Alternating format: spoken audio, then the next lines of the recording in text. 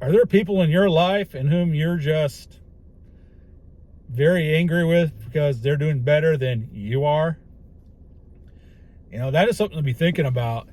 And I don't know the reasons why we're angry at some of these people, but I know why there's other people that I'm very frustrated with. And it is because they're just evil people. They are just wicked people. They do not care about anybody but themselves, and yet they're making more money than me. They're driving nicer cars than me. They live in a better house than me. Better wife, better kid, whatever, name it, right across the board. They got all the toys. I mean, they're just living life to the fullest.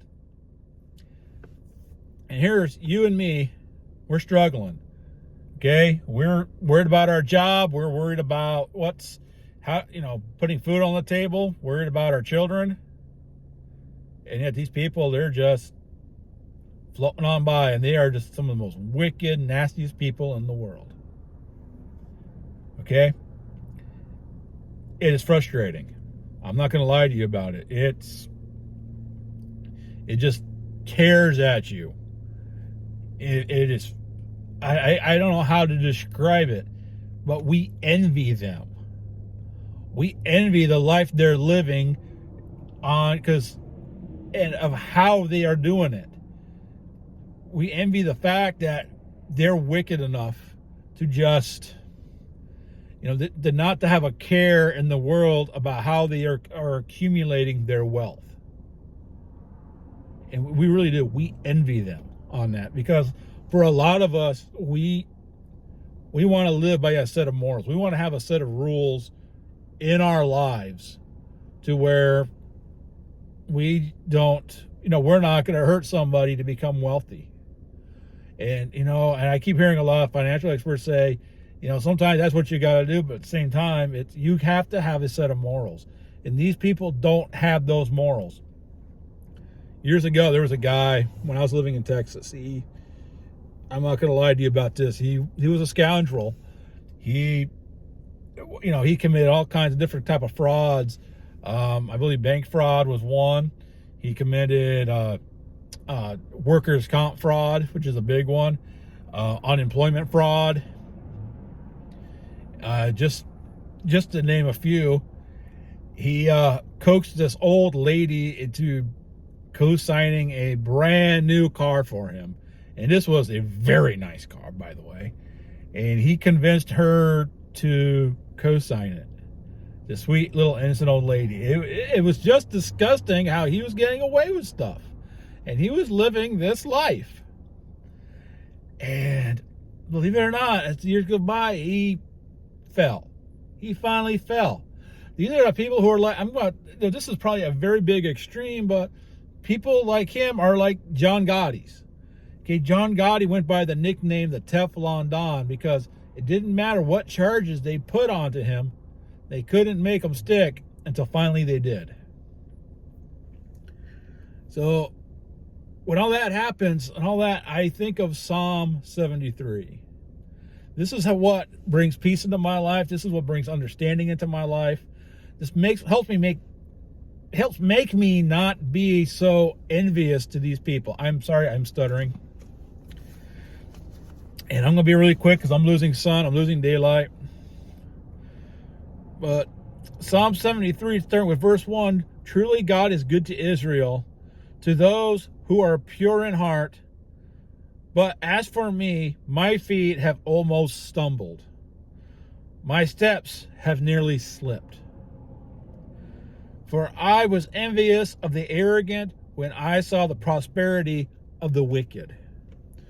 And that is something we're all guilty of. We see people who are just, like I said, they're just evil. They're just nasty. They're wicked. They got more wealth than we do. They're just living a better life than we do. They're doing more traveling than we do. They're just a bunch of wicked individuals. Okay? Now, with that being said, I want to move down to verse 16. And verse 16 says, But when I thought how to understand this, It seemed to me a wearisome task until I went to the sanctuary of God, and then I discerned their end. See, all these people have an end to them. Okay, the guy in Texas I just talked to you about, he had an end. John Gotti had an end. Okay, and anybody who is like them may not be as bad as them, but everything they're doing is questionable. It's on the slide. There's an end. Okay, because when we go on to verse 18, it says, "Truly you set them in slippery places, and you make them fall to ruin." My friend,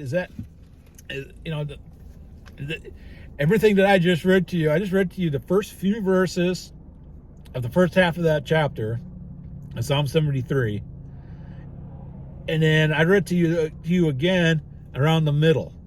So really, what I want to do is leave you with something to remind you when we go to work. It doesn't matter if you're in a factory, because listen, I work with people that I shake my head at and wonder, how are they getting promotions? How are they getting raises? How are they not fired? And I am reminded that they're in a slippery place. Okay? People who speed all the time. I know people who they are obnoxious when it comes to traffic laws, and they never get tickets. And it makes me wonder, if I did what you did, I'd be getting a ticket. And you're envious of them because they're just never getting into trouble. So my friend, I want to come to you right now. Remember Psalm 73, okay? Do not forget, when you go to work and you're at your work area, and whatever blue-collar job you have, maybe whatever white-collar job you got, and you've seen these people they're the slick willies, they're the Teflon Dons. I want you to remember, they are in a slippery place. God has put them there. It's not a question of if they're going to slip, it's when. Okay? So don't lose sleep over them. Don't be envious over them. Their day is coming. All right, God bless all of you. See you on the next one.